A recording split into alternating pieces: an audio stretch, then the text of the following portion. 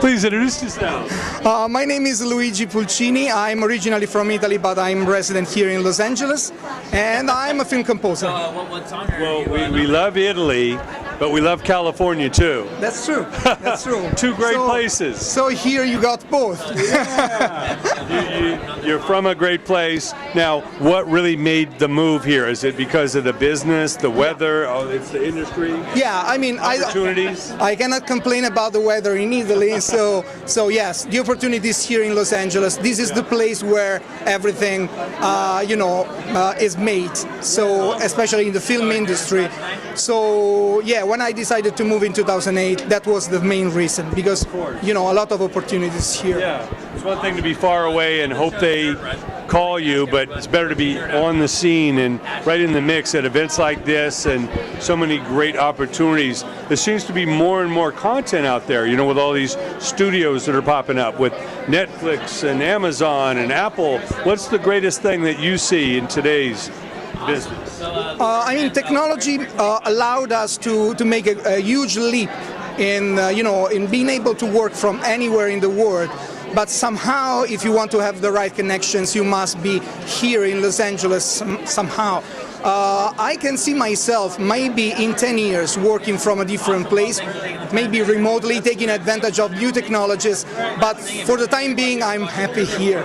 Yes. And what advice do you have to young composers coming up today? What do they need to really focus on? Yeah, never stop to chase your dreams. Never stop to chase your dreams, because if you work hard, you get recognized at some point. Your work gets recognized at some point. Mara Swan, the singer of which band? Never End. Never End. Please tell us about the style of music that you do. Well, what we do is rock, alternative rock. But the song that we've been nominated for is acoustic version. So it's not that heavy as the rest of the songs. And where's the band based? In Spain, Madrid. Is that right? Yes. So it's where been a you're long from? journey. Yeah. Madrid. Now, what's the greatest thing about coming to California? I don't know, so many things. To be here in the city where, I don't know, I've seen so many movies, and it's like, oh, it's here, and the Hollywood. So much emanates from here to the rest of the world. That's right, yeah. The style, the it's overwhelming, entertainment, actually. The creativity. That's It's amazing. true. What advice do you have to young talent coming up today? The advice is to try to follow your dreams and try your best and work hard for it, because maybe one day you can be here. So that's it. Please introduce yourself. My name is Chaim, H-Y-I-M. There you go. There it is. I love it. Now, tell us about your latest project. The song that's nominated tonight is called Run Like the Moon, and it's a song that I wrote in 1999 when I was a little kid, and I recorded it in 2002, but it didn't make it into my album.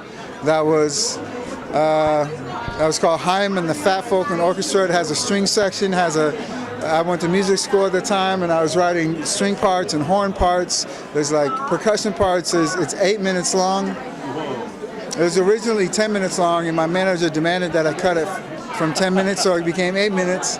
And even then she's like, what are you doing? There's no pop opportunity to this. This isn't going to be on radio at 8 minutes. You got to cut it down to at least 4, maybe 3.5 minutes. I was like, this is how it's got to go out. My publisher said I won't work on it. I said, then I'll make it happen on my own. You gotta have integrity. It's creatively not that type of thing. That's right. I feel like I put out 4 albums. I put out EPs. I put out singles. And this was a song to me that, like, if I die tomorrow, Jay, I'm glad that this song came out. That's what's great. There's so many creative people in the room. It's great to feel passionate about what you do and leave your indelible mark, on this planet. What other advice do you have, like, to the young talent coming up today? What have you learned that you can impart on them? I learned 2 things. One of them is to definitely connect to the community that you come from, and if you don't know, then figure that out. That's on one side. On the other side is to travel. If you're a musician, use the opportunity that you're an artist and travel the world. I've studied music in India, in Varanasi, India. I studied sitar for weeks and weeks. I will study piano in Cuba. I studied percussion in Brazil. I've studied in Turkish rhythms, etc. Like, travel this world. I've been in Feed your mind. Feed Grow your mind. brain. Music is the most profound bridge, in my opinion, because it's portable.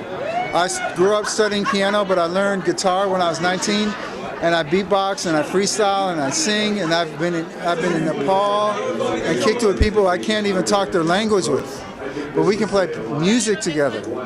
And if anything, in this world, what we need is more people just communicating with each other and enjoying each other's presence. Because there's enough of this discourse around hating on each other. Music can bring us together and calm those nerves. Where can we find you on the web? It's easy. You can just Google my name, HYIM. You'll find more information than you care to know. Yeah, HYIM, Chaim.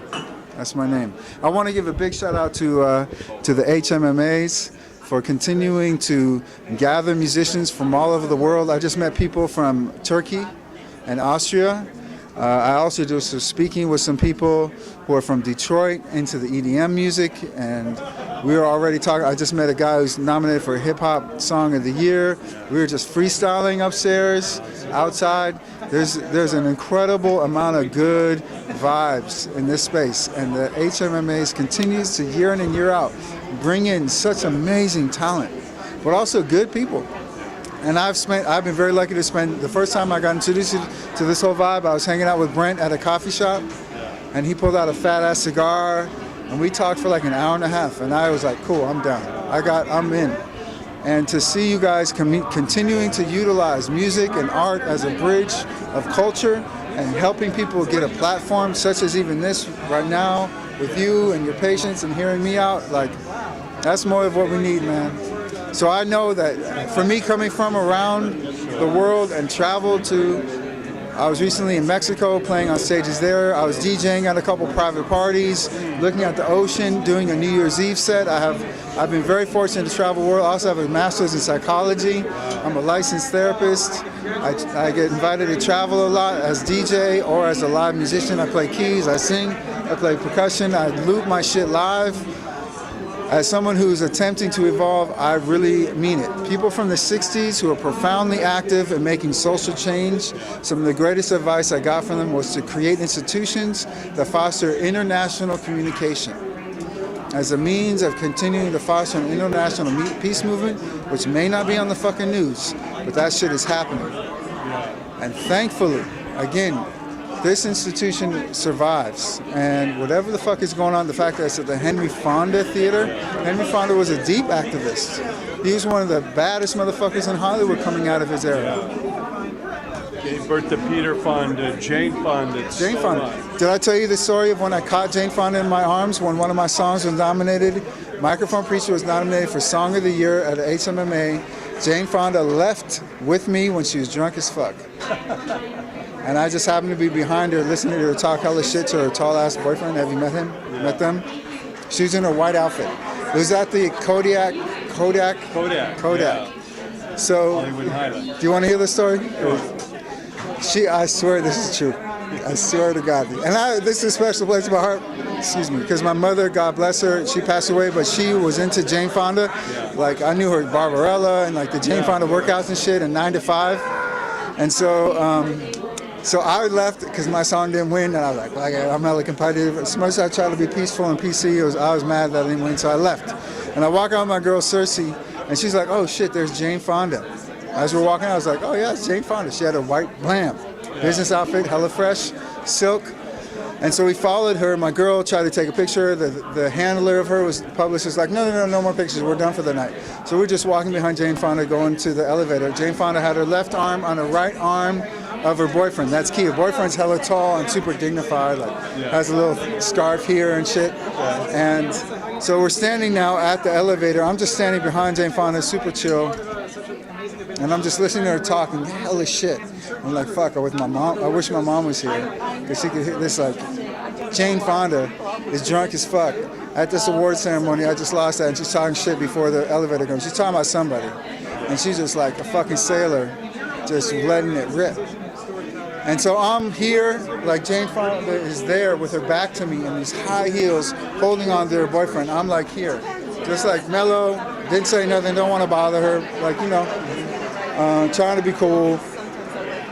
And someone comes up and says, hey, and she says something to the dude, to her boyfriend, and he turns and shakes whoever it is, right hand, and leaves Jane Fonda like this, like pulls his arm like this. She's drunk as fuck. Yeah. And I can tell just walking to the elevator. And she suddenly stiffens, and she's like, oh shit.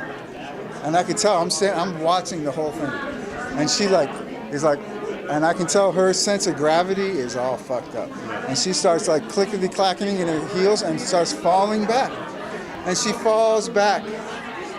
And all I do is I just go like this and I catch Jane Fonda in my fucking hands. Yeah. I swear to God. And of course I milked it for a second. I just held her there. Right.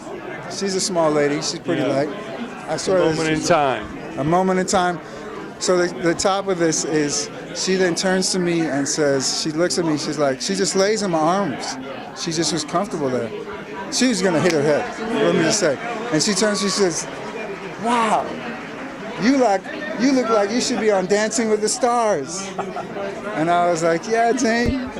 And then her handler and her boyfriend realized what happened, and I pushed her back up, and she was fine. They went on their way.